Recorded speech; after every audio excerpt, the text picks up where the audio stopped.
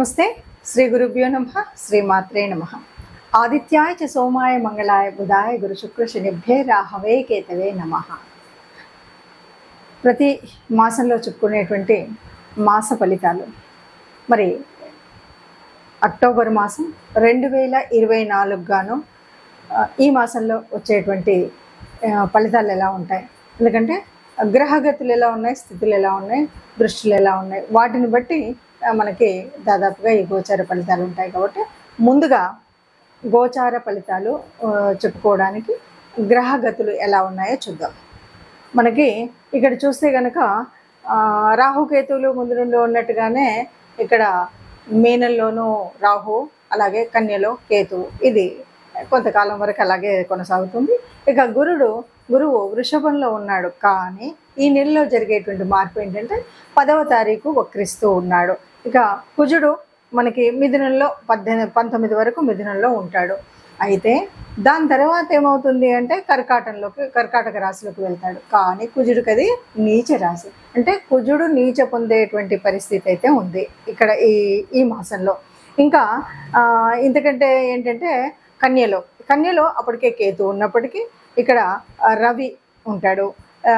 రవి 15 రోజుల వరకు ఉండి 16 రోజుల వరకు ఉండి తర్వాత మార్పు చెందడం, అలాగే అంటే 17 నుండి తులలోకి వెళ్తూ ఉంటాడు అనమాట. అలాగే బుధుడు కూడా ఆల్మోస్ట్ అంతే, 13 వరకు ఉండి మారడం, ఇక 12 వరకు ఉండి 13లోకి మారుతాడు అనమాట. ఇలా మార్పు ఉన్నప్పటికీ ఇక శుక్రుడు, తులలో ఉన్నటువంటి శుక్రుడు 11వ తారీఖు వృశ్చికంలోకి మారడం అనేటువంటిది గ్రహాల్లో మార్పు. ఇక శని ఎలాగూ వక్రించి కుంభంలో ఉన్నాడు, అది మనకు తెలిసినటువంటిదే. ఈ రాహుకేతువులు కొంతకాలంగా మీన కన్యల్లో ఉంటున్నటువంటి విషయం.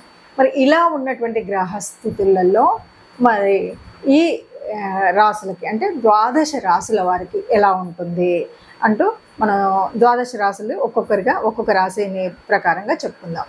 మనం ప్రతి మాసంలో చెప్పుకునేటువంటి మాస ఫలితాలు ఎందుకు చెప్పుకోవాలి అంటే, ఇది జనరల్గా జన్మజాతకంలో ఉన్నటువంటి జాతకాలు మనకు ఉన్నాయి కదా అన్నప్పటికీ కూడా ఏ నెలకా నెల ఎందుకు చెప్తామంటే, ఉన్నటువంటి గ్రహాలు అంటే గోచార రీత్యా మారుతున్నటువంటి గ్రహాల మూలంగా ఒక్కొక్క గ్రహం వారి యొక్క యుతి కానీ దృష్టి కానీ లేకపోతే వీటి యొక్క వక్రగతి కానీ ఇవన్నీ పరిస్థితులు మారుతూ ఉంటాయి కదా. ఇలా మారినప్పుడు ఒక్కొక్క గ్రహం ఇచ్చేటువంటి అంటే నీచ పొందడము, ఉచ్చలోకి రావడం, ఇలా స్వక్షేత్రంలోకి రావడం, వీటి వల్ల ఏ రాశులు ఉన్నారో వాళ్ళకి కొన్ని మార్పులు చేర్పులు అయితే జరుగుతాయి.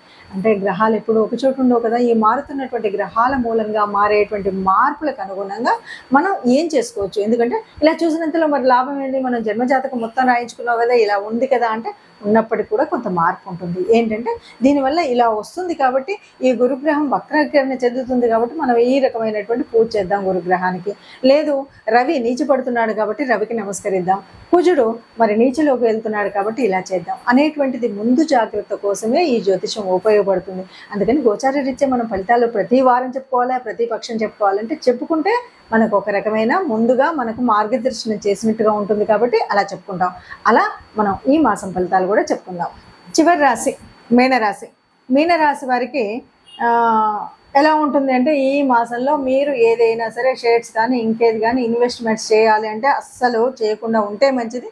లేదు చేయాలి అనుకుంటే చాలా జాగ్రత్తలు తీసుకొని ఇన్వెస్టిగేషన్స్ ఇవి చేయాలి.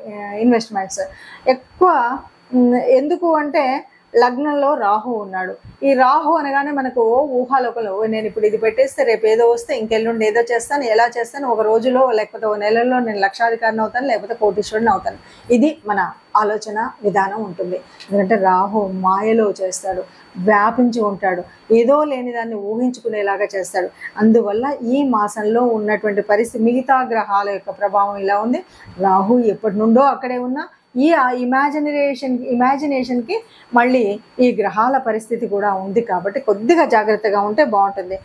బుధుడు కొంత లాభం, కానీ ఈ లాభం ఎలా ఇస్తాడు అంటే కొంత ఘర్షణ తర్వాతే ఇస్తాడు. అంటే కొంత ఏదో ఒక కొట్లాటో చికాకో చింతనో అదంతా కష్టపడిన తర్వాతే లాభం అయితే వస్తుంది, కానీ ఈ లాభానికి ముందు కొంత ఘర్షణ ఉంటుంది, చికాకు ఉంటుంది, ఇవన్నీ ఉంటాయి. కాబట్టి ఇవి ఉండడం, ఇక అనుకోని ఆర్థిక పరిస్థితిలో కొద్దిగా మెరుగైతే ఉంటుంది. అనుకోకుండా ఆలస్యం మీకు ఎక్కడి నుండో పాత డబ్బులు ఏవో రావాలంటే వచ్చేస్తాయి, ఇలాంటివి అయితే ఉంటాయి. తర్వాత మీరు ఎవరైనా వివాహ విషయంలో సంబంధాలు చూసుకోవాలనుకుంటున్నారు, లేదు వ్యాపారంలో ఏదైనా ఉంది, లేదు ఇప్పటికే పెళ్ళైనటువంటి మన లైఫ్ పార్ట్నర్ ఉంది, ఈ విషయాల్లో కొద్దిగా జాగ్రత్తగా ఉండాలి. అంటే ఇప్పుడు వివాహ సంబంధాలు కుదుర్చుకునే వాళ్ళు ఏదో ఒక వ్యామోహంలోనో లేకపోతే ఏదో ఒక నలుగురు చెప్పిన మాటల వల్లనో కాకుండా బాగా ఆరా తీసి మనం సెలెక్ట్ చేసుకోవడం, అలాగే వ్యాపార సంబంధమైన పార్ట్నర్స్ని సెలెక్ట్ చేసుకునేటప్పుడు కూడా జాగ్రత్తగా చేసుకున్నట్టయితే కొద్దిగా ఇబ్బందులు పడేటువంటిది ఉంది. ఈ విషయంలో చాలా జాగ్రత్తగా ఉండాలి. విదేశీ యోగం ఉంది, కానీ ఇక్కడ కూడా మళ్ళీ మొదటి పాయింట్ స్ట్రెస్ తప్పదు, స్ట్రెస్ తోటే పనులు అవుతాయి, కొంత స్ట్రెస్ ఉంటుంది. ఆ విషయంలో మీరు జాగ్రత్త తీసుకొని చేయండి. ఇక కొత్త ఉద్యోగ విషయాల్లో కొత్త కొత్త అవకాశాలు వచ్చేటువంటి పరిస్థితి ఉంది. ఏది ఏమన్నా స్ట్రెస్లెస్గా మీరు మీ మనసును పెట్టుకునేటైతే మంచి విజయాలు సాధించేటువంటి వైపుగా వెళ్ళగలుగుతారు. ప్రస్తుతం మనం చూస్తున్నట్టుగా ఇప్పటి వరకు విన్నటువంటి గ్రహస్థితి మూలంగా ఒక్కొక్క రాశికి మనకు ఇలా చెప్పుకుంటూ వస్తున్నాం కదా. మరి ఇలా ఉన్నప్పుడు అంటే మనం అనుకున్నా అనుకోకపోయినా కొన్ని అంటే జాతక రీత్యా మనం మారుతున్నటువంటి అంటే ఒక రకంగా గురువు వక్రించడం కానీ, తర్వాత కుజుడు నీచంలోకి రావడం కానీ, రవి కూడా అదేవిధంగా 15 రోజుల తర్వాత నీచ స్థితి పొందడం కానీ, ఇలా కొన్ని మార్పులు అయితే ఉన్నాయి. ఇంకా శని ఎలాగో ఉన్నట్టుగా ఉన్నాడు కదా, అంటే వక్ర దిశగా ఉన్నాడు. అలాంటి పరిస్థితులలో మరి ఎలా ఉంటుంది అంటే సహజంగా ఉండేటువంటి చిన్న చిన్న మార్పులు కొంతమందికి కొన్ని రాసుల వారికి ఉపయోగం, కొన్ని రాసుల వారికి కొంత మధ్యస్థంగా మిశ్రమ ఫలితాలు ఉంటాయి, కొన్ని రాసుల వారికి కొంత కష్టంగానే ఉంటుంది. మరి ఎవరికైనా సరే అందరికీ కూడా మనం సుఖంగా ఉండాలి అని మనం యోచన చేస్తాం. అసలు జ్యోతిష్యం అంటేనే ఎవరైనా సరే ఏదైనా బాగులేదు అంటే దాన్ని ఎలా మనం మంచి చేసుకోవాలి, ఎలాగ మనం చేసుకోవాలి అంటే ఒక రకంగా గ్రహాల యొక్క అనుకూలత కోసం మనం పూజ చేసుకోవాలి. అలాగే దేవత అనుగ్రహం పొందడం కోసం ఏదైనా దేవత ఆరాధన చేయాలి. ఇది కాకుండా ప్రకృతి నుండి మనం కొంత కాపాడుకోవడానికి ఒక గోమాత భూమాత లాంటివి కానీ సేవకులకు కొంత చేయడం కానీ ఇలాంటివి మనం చేస్తూ ఉన్నప్పుడు మనకున్నటువంటి దోషాల ప్రభావం తగ్గి గ్రహాల యొక్క దృష్టిలో మంచి దృష్టి అయితే పెరిగి చెడు దృష్టి అయితే తగ్గేటువంటి స్థితిని మనం పొందుతాం. అలాంటి స్థితి పొందడం కోసమే మరి మనం ఏం చేయాలి? ఇప్పుడు ఉన్నటువంటి ఈ అక్టోబర్ మాసంలో ఉన్నటువంటి ఈ పరిస్థితికి మనం ఏం చేయాలంటే తప్పనిసరిగా మనం చేయవలసింది, ఎందుకంటే రవి యొక్క స్థితి మారుతుంది, 15 రోజుల తర్వాత నీచంలోకి వస్తున్నాడు. ఇలాంటి స్థితి ఉంటే తప్పనిసరిగా రవి గ్రహం యొక్క అనుగ్రహం పొందడం కోసం తప్పనిసరిగా ఆదిత్య హృదయం చదవడం కానీ, సూర్య నమస్కారాలు చేయడం కానీ ఇది మర్చిపోకుండా మనం చేయవలసినటువంటి పని. ఇది కాకుండా ఇంకా మరి కుజస్థితి కొద్దిగా ఇబ్బందిగా ఉండేటువంటి పరిస్థితి ఉంది. కాబట్టి భూపిత్రుడైనటువంటి కుజుడి నుండి అనుగ్రహం పొందాలి అంటే మనం తప్పనిసరిగా లలితా అమ్మవారి యొక్క ఆరాధన చేయాలి, లేకపోతే లలితా నామ స్తోత్రాలు చేయాలి. అలా చేసినప్పుడు నీచబంధైనటువంటి కుజుడు మూలంగా జరగబోయేటువంటి భూనష్టం కానీ, గృహ సంబంధమైనటువంటి కానీ, ఆస్తులు కానీ ఇలాంటి నష్టాలు జరగకుండా అమ్మ మనల్ని కాపాడుతుంది. కాబట్టి అలాంటి మీ అనుకూలతను బట్టి మీకు వీలైన దాన్ని బట్టి మీరు లలిత చదువుకోగలుగుతారా, సూర్య నమస్కారాలు ఉదయాన్నే చేస్తారా, లేదు ఇంటి ఇలవేల్పును పూజిస్తారా, మన ఇష్టం ఉన్నటువంటిది. కాకపోతే తప్పనిసరిగా నవగ్రహ మండపానికి మాత్రం ఈ నెలలో ఒకసారి కానీ 2 సార్లు కానీ వెళ్ళడము, నవగ్రహ ఆరాధన చేయడం, ముఖ్యంగా వీలైతే కుజుడు రవి కుజుల యొక్క ఆరాధన చేయడం అనేటువంటిది మర్చిపోకుండా చేయాలి. ఇది కనుక మనం చేసినట్టయితే మీరు అనుకున్న విధంగా ఏదైతే మీరు ప్రణాళిక వేసుకొని వృద్ధిలోకి రావాలనుకుని మనం చేసేటువంటి వృత్తి వ్యాపార ఉద్యోగాల్లో ఉన్నాయి వాటిలో అనేక రకాలైనటువంటి మంచి జరుగుతుంది, లేదా చెడును ఆపే స్థితి ఉంటుంది.